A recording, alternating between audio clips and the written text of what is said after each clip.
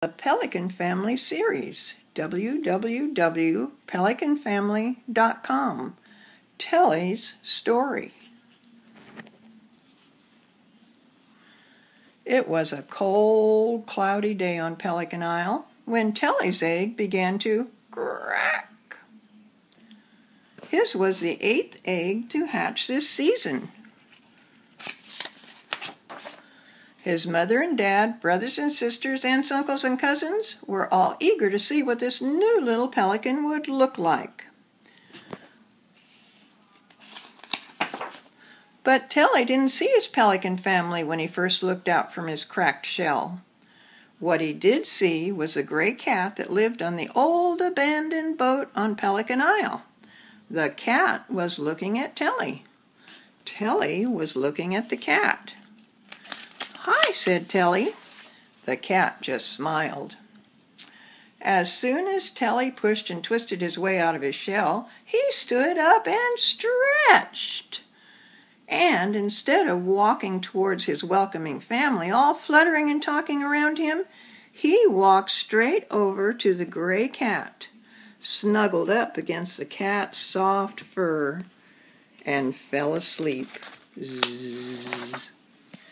Now his Aunt Melinda Bell said in a huffy voice, "Well, can you imagine that? That silly Telly doesn't even know his own family. He'd rather go see a smelly old cat. Well," and she walked off to tell the rest of the family on the other side of the island.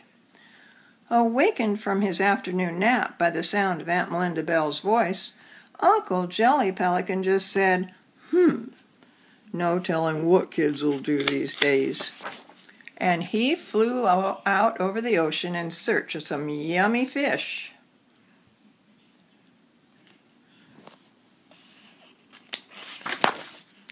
The rest of the family complained to Grandpa that Telly hadn't joined the group. But old Grandpa Pelican, the oldest and wisest of all the pelicans on Pelican Isle, just said, "Oh, let him be. He'll come on over soon."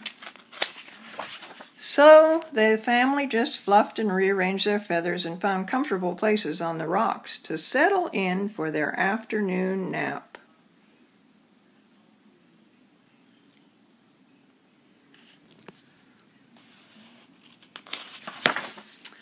Telly's mother, not too sure about letting her young son stay near a cat, found a spot close to the old fishing boat and settled in to watch.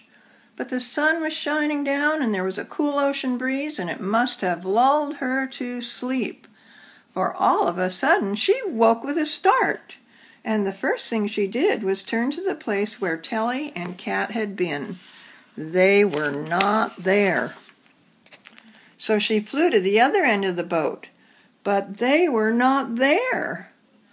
Now, while she was looking for him, Telly and Cat had been walking along the beach on the other side of the island.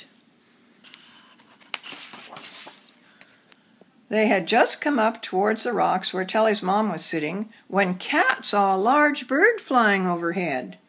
Cat thought it was a large hawk, so he yelled out a tremendous screech to scare the hawk away.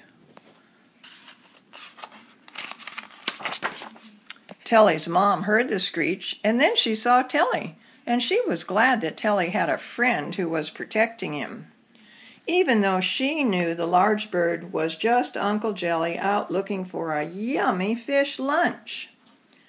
Uncle Jelly was just about to dive for another delicious fish when he heard the screech. It flustered him so much he forgot where the fish was, so he flew back to Pelican Isle. Telly's mom flew down close to Telly and Cat. "Mommy," said Telly, "Cat and I have been looking all over for you." Telly's mom put her feather-soft wing around Telly and invited Cat to come join them for lunch with the rest of the family. Aunt Melinda Bell started to squawk when she saw the cat walking up, but Telly's mom told her that Cat was helping Telly find his family. So she pushed Telly over with her big strong wing and made a place for Cat and Telly's mom. "Make room for Cat, Telly." Kelly and Melly, Telly's older sister and brother, shared some delicious fish that they were eating with Cat.